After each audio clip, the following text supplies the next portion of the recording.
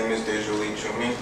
I was born in Cameroon in Africa. I grew up in Lynn, Massachusetts. A mogul is a person who's very powerful and very important. I'm an important figure because of the type of work I'm doing and, just giving back to my community, things that weren't given to me when I was growing up as a child.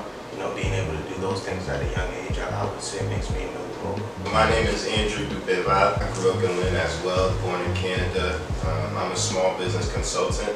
My whole thing is just helping entrepreneurs manifest their 5-year vision. I hustle, man, like I wake up and I think about, how am I gonna get my family to a better level? How am I getting my friends to a better level? How do I get myself to that next level? It's not a one-day thing. It's not okay, after a great conversation, that's when I think about it. Nah, it's something I think about 24/7, something that I do. So the consistency over time of them showing up, that's a true mogul to me.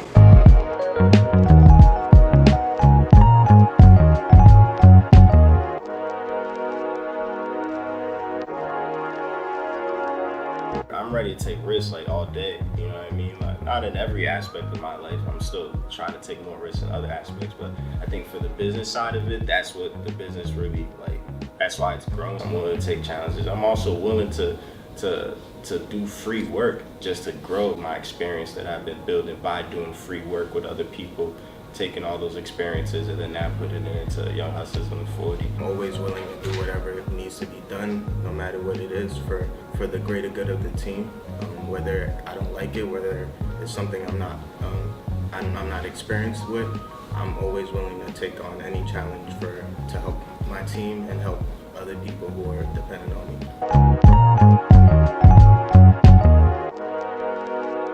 One of the things that I really enjoy is projects with the people that I bet on. You know what I mean? Like I bet on the Millie blog that you guys would bring me more opportunities and like vice versa. When I was leaving my job and we was having that conversation, it was like, yeah, do you want to continue or do you kind of just want to start Entre Du Bit, just launch it out fully? Immediately I was just thinking about my community and the people that I've been building with. Like Dejolie said, the network we've been building with, I was like, yeah, I'm just gonna bet on myself and bet on them. If I was still working, I wouldn't be able to do stuff like this. So I enjoy collaborating, building on projects with the people that I build relationships with. Collaborating with all the great people we've been able to collaborate with, but I also enjoy the impact that we make. A lot of the things we do is for free, and we're not getting any money out of it, but it feels so good. I'm seeing the reaction and seeing what we're able to do for other people for free without getting anything for it, just for us wanting to do it and wanting to help people. And so it feels good seeing that and just seeing how people react to it.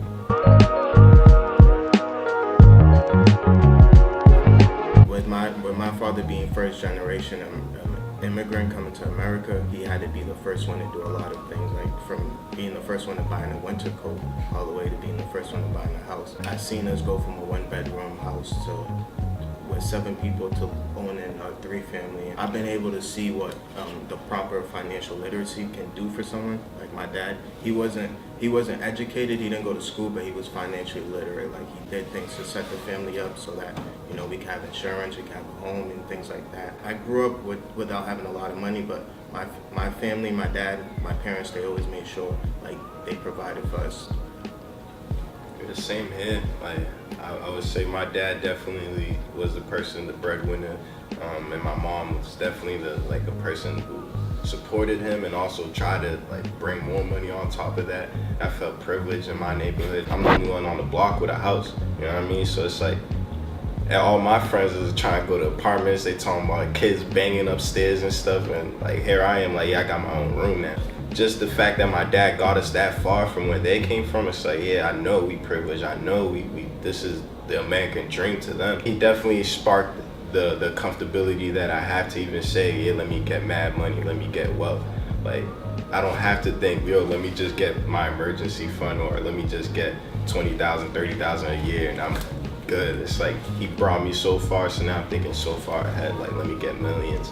So thank you, Pops, for real.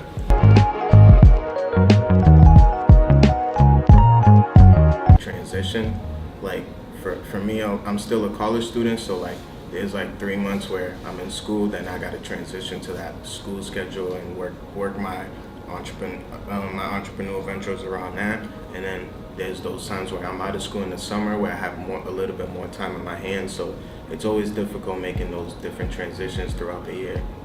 And sometimes when those unforeseen events happen as an entrepreneur, it can affect what you're doing as a student. Balancing relationships, like that's one of the toughest things. I had a lot on my plate, was in a lot of different positions, and I was still starting up the business. And the one thing that just kept happening and kept repeating was that I couldn't maintain the relationships that I wanted to, the way I wanted to, and everything just fell apart. So in college, I learned quickly that you gotta really allocate your energy for the week, for the month, towards the relationships that you want to nurture, but at the same time towards the different projects that you have. So now, after I dropped a lot of stuff during that college time, and then now I'm redoing it again. Now I got more things on my plate.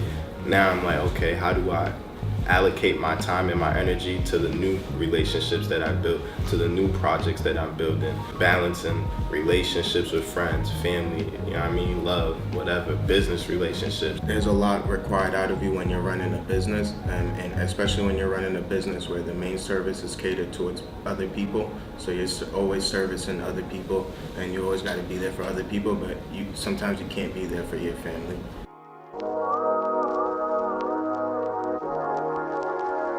And started, like, just, you know, a lot of people are stuck with like the idea, but you know, just getting started has been my greatest achievement. You know, we started different businesses, we've done different ventures, we've done book clubs, a whole lot of things, and just I'm proud to be a part of all those things, and I've started all those things. You know, that's my greatest achievement, just getting started on all the things that I wanted to do and I set my mind to. I just wake up, people hitting me up, yo, I need help with finances. It's like, damn, I really established a brand around finances. People saying, yo, come speak. Damn, people really think I'm qualified to speak. Interviews, like, shit crazy, you know what I mean? So, like, the fact that, like, yeah, people actually seeing it, and I'm not crazy, it's not in my head, it's not like, yeah, I'm fronting, it's like, nah, people have tested it, they really do see the value that I provide, so it's like, that is my greatest achievement. Slow down, mentorship, all that type of stuff. It's like, man, I'm black, I'm from the hood. Like, yeah, I'm a good kid. Like, don't get it twisted, I'm not a street dude at all. But at the end of the day, I know I got a lot of biases that are influenced by where I come from. So how can I find a mentor that came from where I came from to show me where I'm going? Early on, when I first got to college, a lot of professors are like, you want a great job, you want to do this, you want to do all these great things in life, you need mentorship. And, you know, I took their advice because they're professors. I thought they knew more than me. So I went and got a mentor. We couldn't relate because he was different. Like, he came from a different background. He had different things that he liked. And the way he was trying to help me, he couldn't help me. Sometimes you got to just do things yourself. Experience is your best teacher. So sometimes you got to just experience things to really know that, oh, maybe I shouldn't do this, or maybe I could do this better. Because somebody can always tell you how they did it, but that's how they did it. It's not how you're going to do it. My end goal or my dream is just to really get better at helping entrepreneurs, startups specifically, manifest their 5-year vision in a shorter period of time. So what I have to do is really help more startups and then start to learn, like, okay, what could they have done to make it better? What could they have done to make the journey a lot quicker? And then take that information and help future startups. Just working on getting myself ready and positioning myself to become a financial planner. So that you have to have a bachelor's degree to do that, so that's what I'm working on right now. I'm going to be selling insurance in the meantime until I get my CFP, so that I can start you know, just helping people with the financial planning process. I really want to focus on entrepreneurs who are philanthropic, who actually want to use their wealth and use their influence to make change in the world. Those are the entrepreneurs that I'm going to be helping, taking on as clients, I should say. When we started, we were very intrigued every time we met somebody who was black and who was a CEO. It's like, wow, there's people out here who are doing it. We want to be the ones to, you know, bring that to Boston and be the forefront of that. So that's the dream with Young Hustlers Under 40.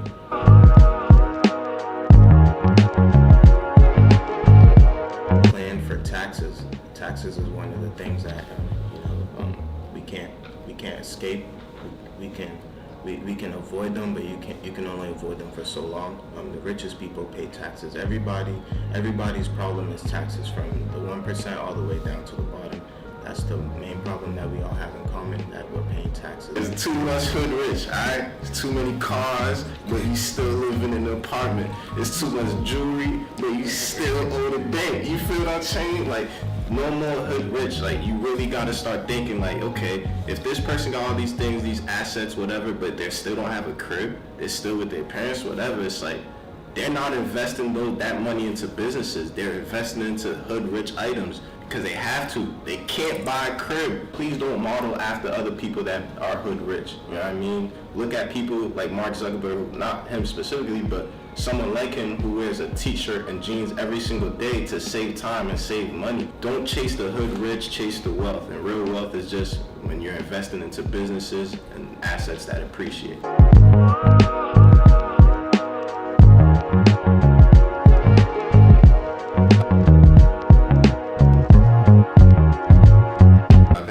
Teachers, a lot of whatever, professionals, corporate, try to come and tell me like, yeah, you should probably wear a tie, you should cut off your hair, you should do this. Like, nah, you know what I mean? Like, I got this far, white people love me, so.